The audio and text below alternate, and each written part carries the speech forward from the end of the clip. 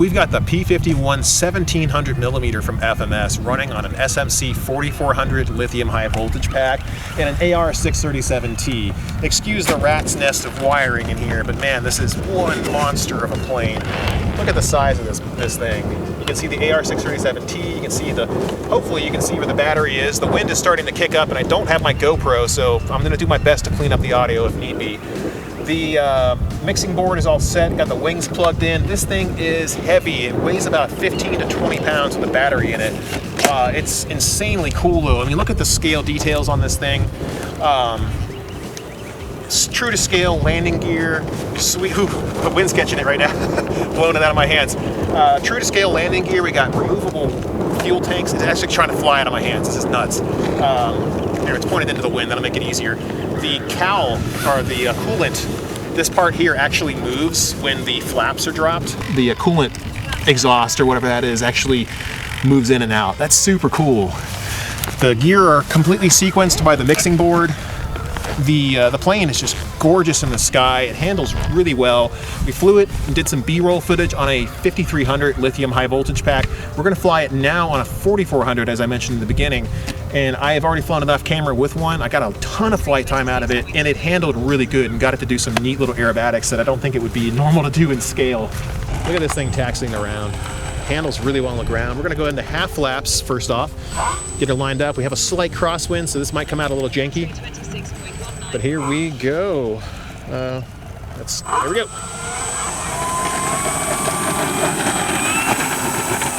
That tail flying. There we are. I will say right now this plane is on the underpowered side. It is a very heavy airplane. It could use a little bit more powerful of a motor, but it's not flying bad. Roll rate is kind of probably scale. That's probably as fast as a Mustang actually rolls. Maybe I think the full scale might roll a little bit faster than this, but it's not bad. I have minimal amounts of AS3X in this thing. It handles really well. A little bit of turbulence out here. It isn't too bad. Inverted performance isn't half bad either on this pack. I just have to use a little bit of stick up to hold it up in the sky. We're gonna wing over, or nose over. We're gonna go. Handles it just fine. Let's put it into a knife edge. On the lightweight side of things, it's almost a death slide. Not lightweight, but rather heavy side of things makes it almost a death slide because the motor isn't powerful enough. It does have a bit of P factor on takeoff that you have to be kind of cognizant of when you're flying it. All tail draggers tend to be like that to some extent. This one more so. It is a massive P-51. I mean, this thing is humongous compared to me. This is a 1.7 meter airframe. Keep your turns coordinated, get your flaps dropped. A little bit of throttle on the approach.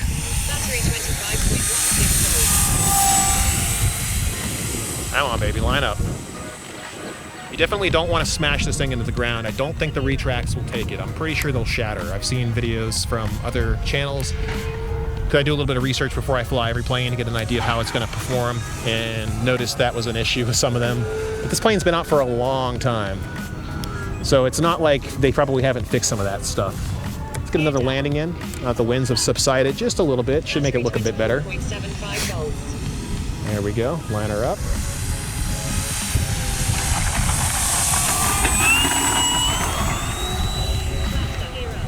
Really handles like a beauty. Love how this thing flies. I'm not going to bring it out much because it is humongous and I don't have a whole lot of space. If I bring this, I have to kind of limit what else I can bring.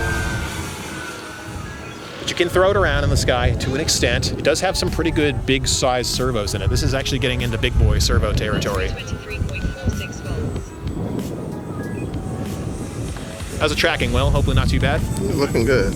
Hopefully the wind noise isn't too bad. I know the camera does a better job of filtering the noise than the GoPro does. I think it has an actual automatic wind filter built into it. Look at the gear come out on this thing. It looks like a real Mustang in the sky. And it is a real Mustang. It's just not full scale, right? Right. Quick bounce and go. So let's go show you guys what it can do with a little bit of stick smashing too. Now, I've noticed that when you go to throw the sticks to the top inside, like top in like this, it kind of tumbles a little bit. Not a whole lot it does here, but what I think is really cool is this. Go up, and then you go like this. Top left. And it does kind of like a weird hammerhead slide. Let's do that a couple more times, because I actually had to do like a cartwheel in the sky. It's really cool to watch this big airframe fly around like that. All right, we're gonna go up. There it is, right there. That's what I was wanting to see. Isn't that cool, Will? Yeah, you heard the prop? Yeah, it's angry. It got good and angry with that. It'll hover too, believe it or not. Let's go up and do it again. It's got a little bit of aerobatic potential. I'm actually surprised for how like relatively underpowered it is. It's, you know, this is not your drag racing plane. You're not going to be going high speeds in this thing. It flies pretty much true to scale. Battery 23.62. For a moment there, I thought one of the fuel tanks came off. They are not secured all that well, so I wouldn't be surprised if some of the more aggressive maneuvering made one of them pop off.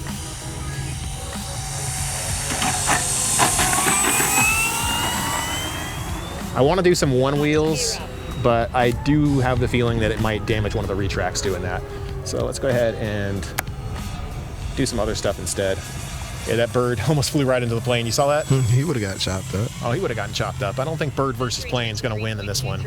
Honestly, I don't think there's any winners in bird versus plane when it comes to model airplanes, but I think the P-51 would do enough damage. Yeah, it would definitely take the win before tapping out.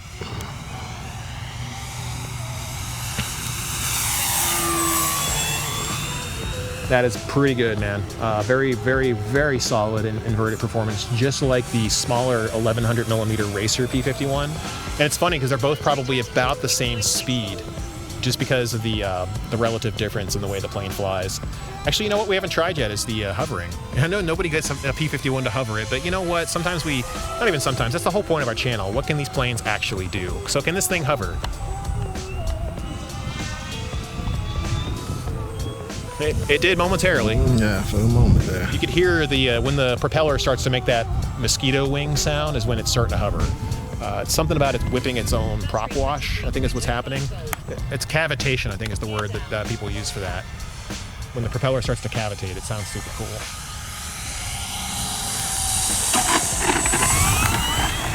I gotta stop talking through some of these landings because they're actually coming out so good. I could use them for Instagram content and shorts.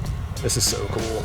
Let's go up and make it do that that weird little crab dance thing that it was doing. So go up like this, full stick left. Battery 23.02 volts. The hell? What was that? I don't know what that was, but it sounded awesome, didn't it? Yeah. I'm sure the camera picked it up pretty good. I was sure it did. Full flap.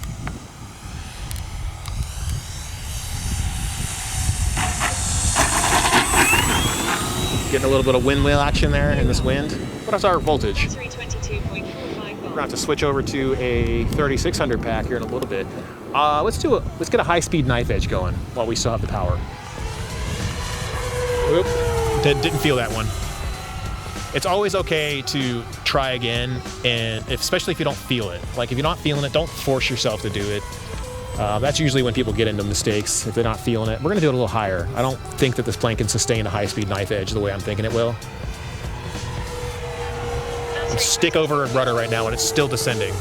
So it does work, but I don't think it has the rudder authority or the propeller authority to actually do what I want it to do, which is unfortunate but not entirely unexpected for something that weighs as much as this thing does. So if you want a plane that's gonna fly scale like an actual P-51, I think this one might be a little lackluster in that regard. It's not as powerful as a full-scale P-51, obviously, but in terms of scale performance, it's pretty close.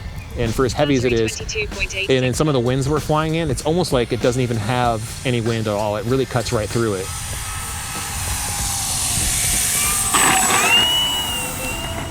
Come on, get away from those bumps, baby.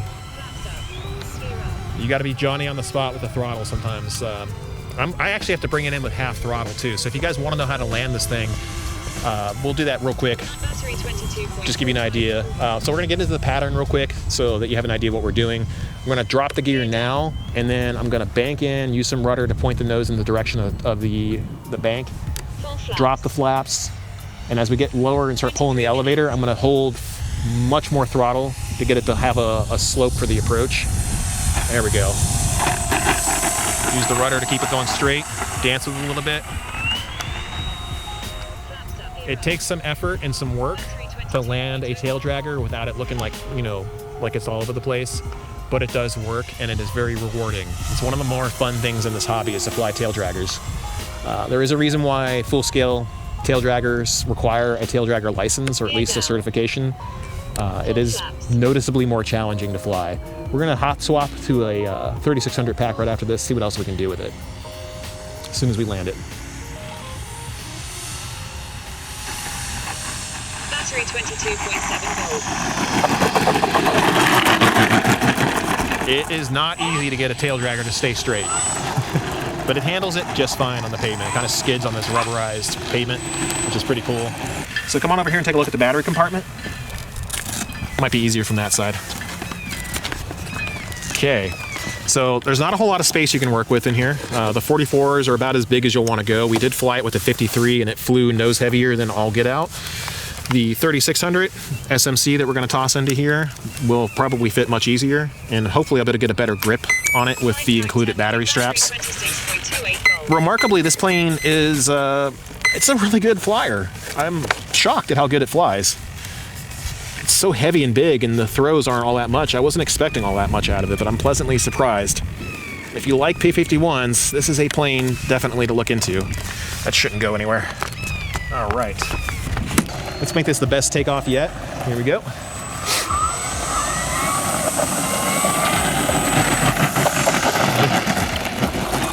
Whoops. Let's make this the best takeoff yet, he says. What a blooper, huh? Yeah, it happens.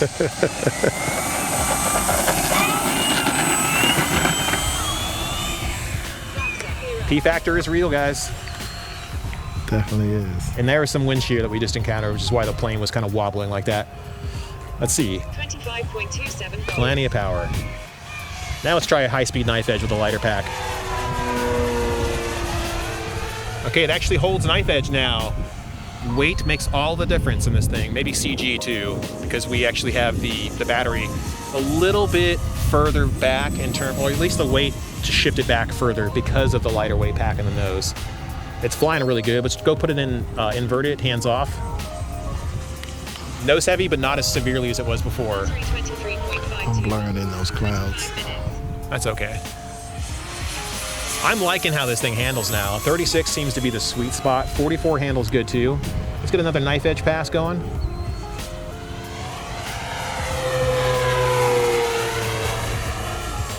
I gotta get a little bit better about judging the airspeed on that one and how far I need to do it.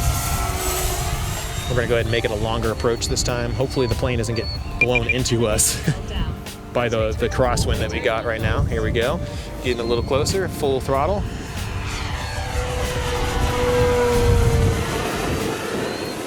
Oh yeah, it holds that knife edge no problem at all. It still amazes me that these big heavy airplanes can fly as well as they do. I mean, it's the old adage is that, you know, bigger does fly better, generally speaking, but also heavier does not. The heavier something is, generally speaking, the worse it flies, except in cases of wind. Battery 23.39 volts. I love the way that prop sounds. Yeah, that's the cavitation of the prop when it's like momentarily hovering like this.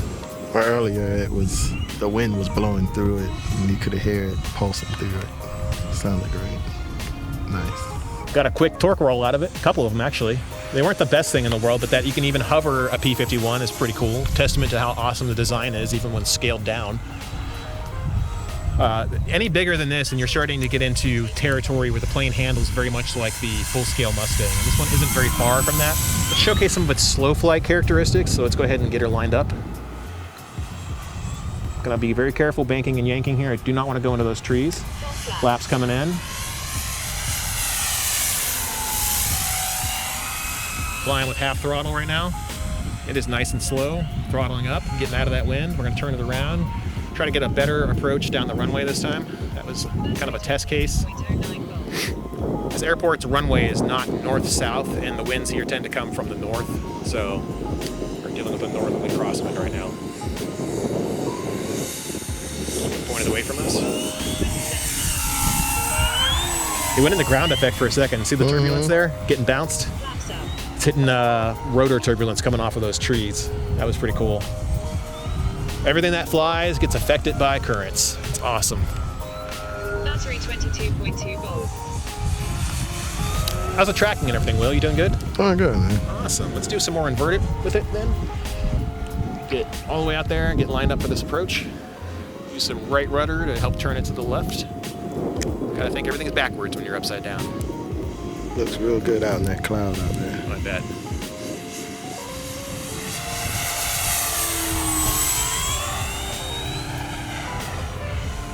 I like the way this thing handles, man. We're gonna try and invert it from the other side.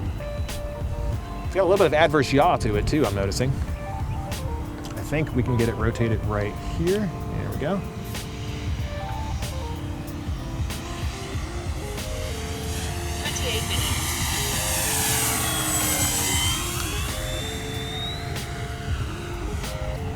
Man, it's so solid. The gyro is doing a little bit of the work, but most of it's just coming out of the fact that this plane is big and designed well. And if you guys want a big Mustang that handles great, this one is definitely up there. And you can do some cool stuff with it. Like these landings, for example.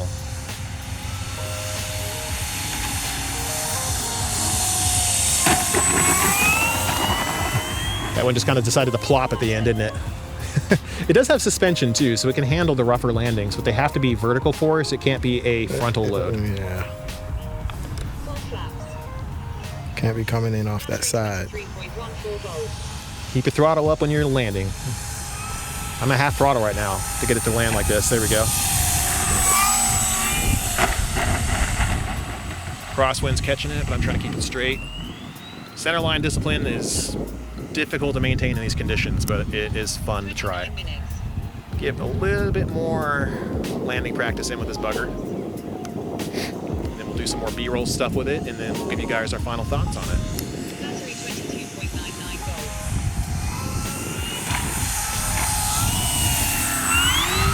I didn't feel that one, so I decided to throttle out of it. When in doubt, throttle out. It's one of my favorite sayings. Okay, we're gonna rotate to the left here. Use the rudder to point it around. Push the nose down with a little bit of throttle. Those flaps are very effective, very draggy. You need to keep that throttle up to maintain an approach slope.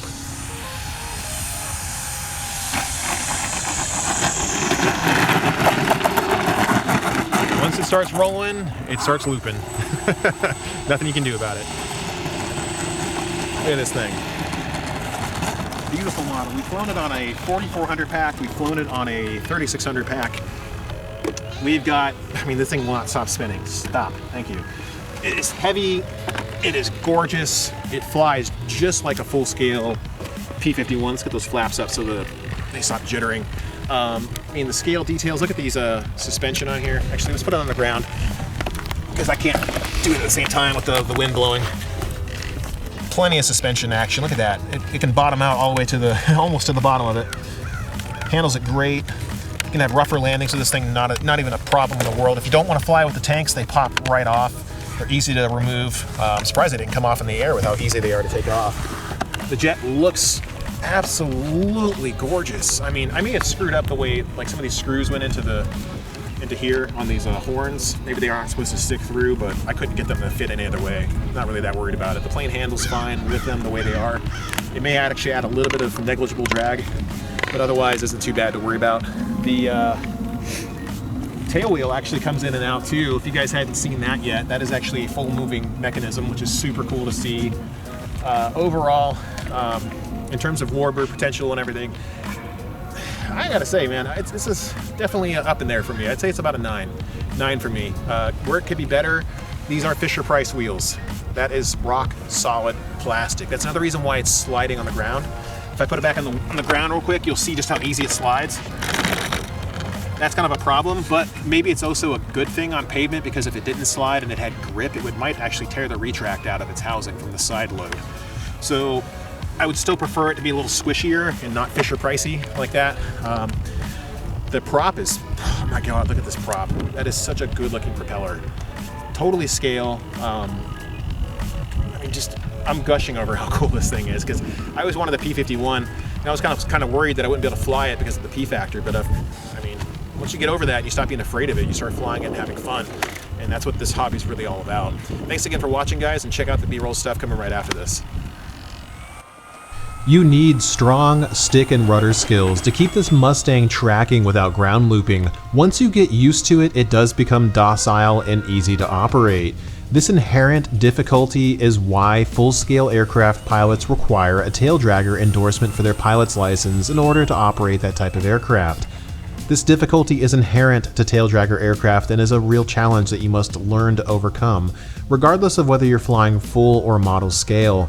The P factor of a P-51, especially this one, makes it a real challenge to fly straight, but that challenge is what makes it enjoyable to fly. The major beats that you need to understand here are flying the plane to the ground. It will require a lot of throttle with the flaps dropped. You'll also have to overcome any fears of using the rudder. It is your friend, it's not an enemy that's out to get you. Use rudder to keep the plane tracking straight as it approaches and correct any roll caused by adding rudder input. On the ground, make sure that you're keeping the model tracking with rudder while the tail is flying and after the tail wheel makes contact. It sounds complicated, and it is, but it does become muscle memory as you keep trying to improve. The Mustang will reward your practice with beautiful landings as long as you keep flying the plane, even when it's on the ground. We hope this helped. We'll see you next time with a new upload.